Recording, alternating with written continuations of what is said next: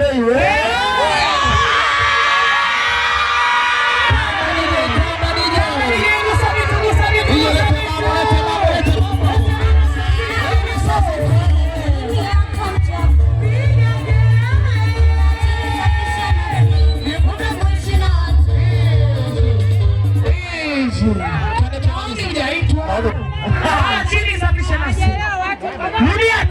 Watu wanasema mambo hayajaelewa. Tafsiri dunia. Sisi Kombe anasema hivi. Dada ambaye amemshika bwana atamshika tena, atamweka kifuani, anakwambia kwa bwana.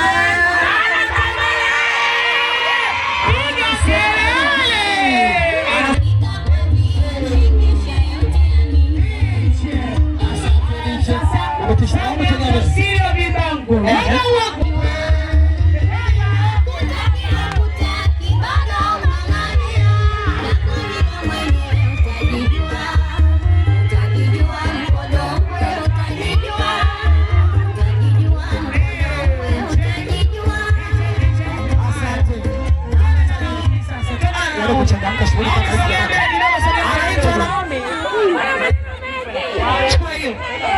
Anaitwa Naomi, dada ambaye anamiliki mume toka pande za Mwanza mjini.